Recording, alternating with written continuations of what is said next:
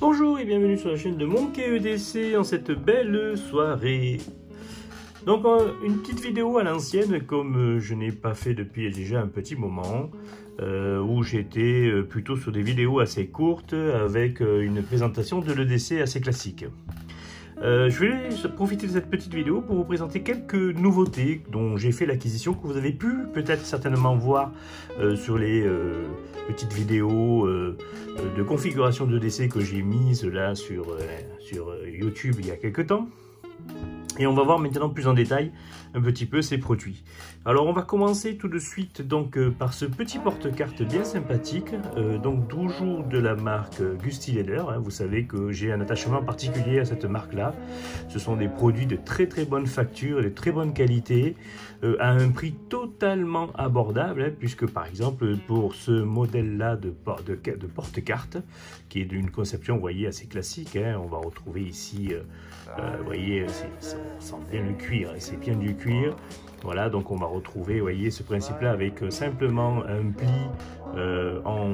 comme une enveloppe, avec simplement cette pression qui maintient le tout ensemble. Et donc voilà, vous voyez, ça rentre ici simplement dans le cuir. Voilà, d'une simplicité totale, mais d'une très bonne conception, je trouve. Et puis, voilà, quelque chose qui va prendre de la patine petit à petit. Alors, sur un produit qui fait moins de 10 balles, hein, on est aux alentours des 8 € et quelques. Cela doit se rajouter 3 € et quelques de frais de port, ou 2 €, je crois même, c'est 2,50 € sur le site Gusty Leder. Voilà, donc ça, c'est un petit modèle que l'on peut trouver. Voilà, comme je disais, après vérification, on est à 9,95 € pour ce produit, avec un frais de port de 3,90 €, ce qui fait un total de 13,85 € livré dans les 48 à 72 heures. C'est un produit qui vient d'Allemagne, celui-là.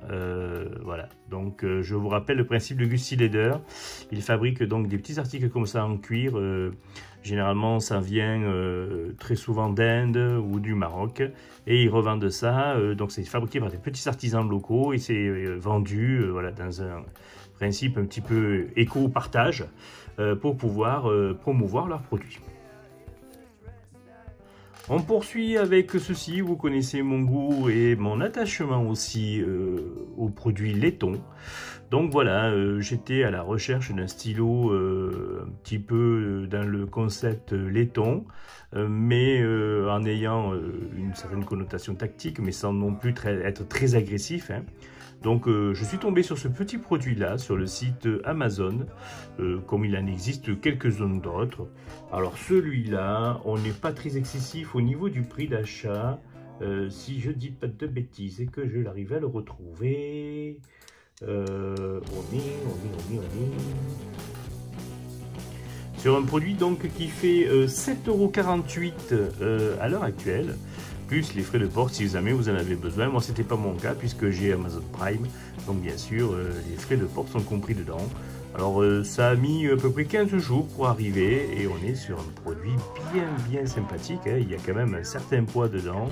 La conception est bien faite. On peut y mettre ici, vous voyez, comme vous voulez, une petite dragonne. Il y a une pointe ici qui est assez acérée, qui peut être utilisée comme bris de glace ou comme impact tool si vous le souhaitez. Et puis voilà, écoutez, un système de poussoir. Alors dedans on utilise les cartouches les plus standards, hein, que l'on va trouver sur les Waterman ou sur les Parker, hein, ces fameuses cartouches classiques, les M1 si je me trompe, je crois. C'est le modèle, voilà, vraiment le truc le plus standardisé, donc ça vous permet de pouvoir l'utiliser et le recharger à moindre coût, bien sûr, hein. Ce sont des cartouches que l'on retrouve partout, même dans les grandes surfaces. Laiton, tu continues et tu nous tiens toujours. Donc là, j'ai profité d'une opportunité sur cette jolie petite lampe Olight. Alors par contre, celle-ci, si on arrive à le voir, c'est la i3T EOS en couleur laiton comme ça, hein, voilà, donc avec son gros bouton poussoir, voilà. Donc la petite lampe qui est connue, hein, il y a eu dessus, c'est la petite lampe EDC par excellence, hein, avec sa fameuse clip retournée, que l'on peut utiliser sur une casquette ou sur une pochette. Voilà, c'est vraiment la petite lampe qui est promue par tous les youtubeurs spécialisés en EDC. Voilà, bon, maintenant elle commence à dater un petit peu, hein, mais on peut donc la trouver pour un prix très intéressant.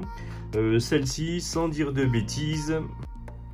Donc on poursuit aussi maintenant donc, sur une nouvelle acquisition. Hein. Donc vous savez que j'étais déjà possesseur d'une Laserman Rive achetée chez Decathlon, voilà, qui avait eu quelques soucis de SAV, qui est revenu. Enfin, bon, tout se passe bien. Hein. Je lui ai équipé de sa petite sacoche, puisque d'origine elle n'est pas équipée d'une sacoche. Hein. Donc j'ai trouvé ça sur le site Amazon classique, hein, voilà, pour quelques euros. Voilà. Vingtaine d'euros, je crois que c'est une sacoche classique.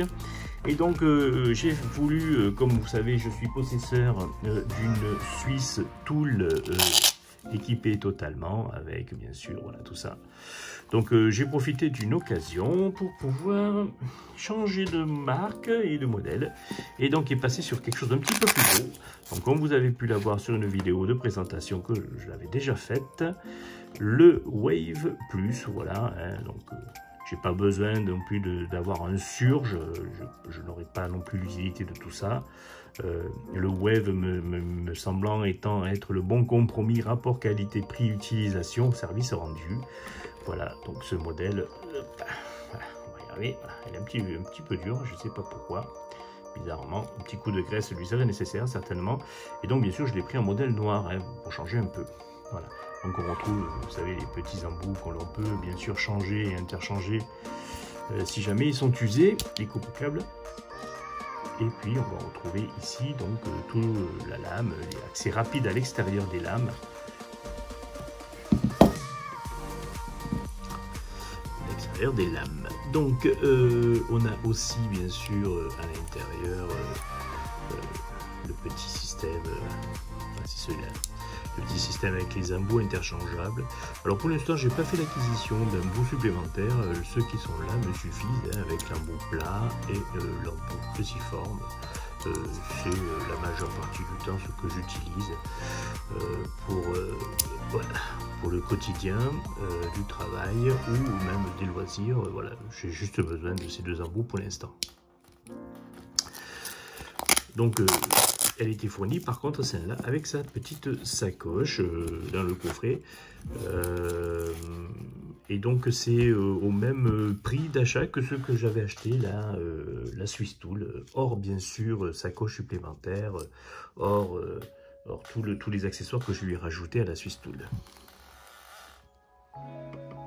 Dans la continuité, je vous en avais déjà parlé, je vous l'avais montré. Donc le bon petit couteau Aurillac, le sabot, voilà.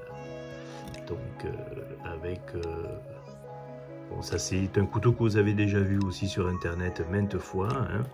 On va retrouver sur la chaîne Philo de choses et d'autres qui le montre. Il en a une petite collection de ce genre de couteau là, hein. Quelques modèles de chez la marque Sabot. Donc voilà, celui-là bien sûr, voilà, je trouve ça bien sympathique. On est sur un petit modèle, hein, il doit faire dans les 16,5 je crois, hein, il fait moins de 18 cm, ce qui moi me suffit largement. Mais bon, il est plus petit que les modèles, par exemple le Pradel que j'ai classique, hein, le sabot aussi, lui est un petit peu plus grand, il tourne plus aux alentours des 18 cm, celui-là ne fait que 16,5. Avec toujours ce manche en corne là, très joli, avec ces motifs là très sympathiques. Voilà pour le Pradel qui est ici, le sabot, voilà, qui lui est en lame carbone. Alors vous voyez les lames carbone, hein, celui-là je ne l'ai pas utilisé, je ne l'ai pas mis à ma rotation depuis un petit moment, et voilà. Donc il faudrait que je pense à la graisser un petit peu avec de l'huile d'olive pour éviter que ça s'oxyde. Pourtant je lui avais fait une petite patine forcée au vinaigre, hein, à la façon Jean-Luc, mais à première vue ça n'a pas suffi, ça a tendance à rouiller un petit peu là-dessus. Mais ça reste de superbes petites lames pour manger au quotidien, c'est vraiment bien sympathique. Voilà pour les deux modèles. Et puis donc je vous l'avais aussi montré en vidéo, là je vous le montre de plus près, le buck. Voilà, le fameux petit buck que j'avais acheté chez mon coutelier avec cette un flipper, vous voyez, voilà, avec cette petite lame, toujours lame 420 hein, chez, je sais pas si c'est marqué, je mets mes lunettes, bon, je sais pas, il y a marqué modèle. 250 plus, je connais pas trop la signification de ça. Voilà, donc avec ce manche J10 qui ressemble fortement à du micarta, à la structure du micarta, mais c'est pas du micarta, c'est du J10 en fait. Voilà. Donc avec le clip profond, hein, comme j'aime bien. Made in USA, hein, bien sûr, c'est dessus, il n'y a pas de souci, les bucks. Voilà, très sympathique. Alors bizarrement, vous voyez, c'est la boucle est bouclée, comme disait l'un de mes abonnés. En fait, Buck se met à copier les couteaux chinois. Hein, voilà. Après que les couteaux chinois ont copié Buck pendant de longues années, maintenant c'est Buck qui copie les couteaux chinois, hein, puisque ben, ça a une très forte connotation avec le couteau CIO de, je crois que c'est CRKT qui fait ça. Hein, ouais. Ces couteaux très fins comme ça, forme stylo. Pour moins de 40 €, hein, celui-là, si j'ai mon souvenir, je ne me rappelle plus exactement, dans ces eaux-là, quoi. Avec, on voit, vous voyez, les rondelles en cuivre, comme on voit à l'intérieur. Et donc, pour finir, je vous en avais parlé déjà maintes fois, hein, elle était à l'essai. Ma Woodtack, donc le modèle A2S, donc ce fameux modèle qui peut être, bien sûr, qui a un bout normalement magnétique, si je ne me trompe. Non, ben, je me trompais, voilà, c'est pas celui-là, c'est celui-là. C'est celui-là qui a un bout magnétique. Voilà. Qui est lui livré donc en frontal avec un bandeau qui est ici présent. Voilà. Un bandeau que vous pouvez vous mettre autour du front si vous avez besoin de vous libérer les mains avec un système que je retrouve. Voilà. Donc ça rentre dedans, vous voyez, et puis vous pouvez l'orienter en haut ou en bas comme c'était. Voilà.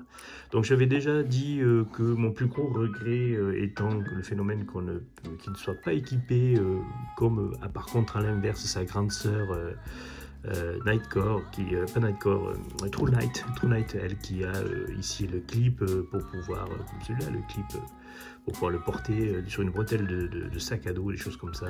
Là celle-ci n'est pas équipée, elle est simplement équipée avec le bandeau. Bon, c'est mon petit regret. À part ça, on reste sur un produit qui fait quand même 1000 lumens. Hein, voilà, donc bon, ça éclaire fort. Alors, je ne la prends pas tout le temps, celle-là, parce que bon, 1000 lumens, c'est quand même assez costaud. Celle-là, je vais plutôt la prendre lorsque je suis en moto. Hein, voilà, ou lorsque je rentre tard le soir en moto.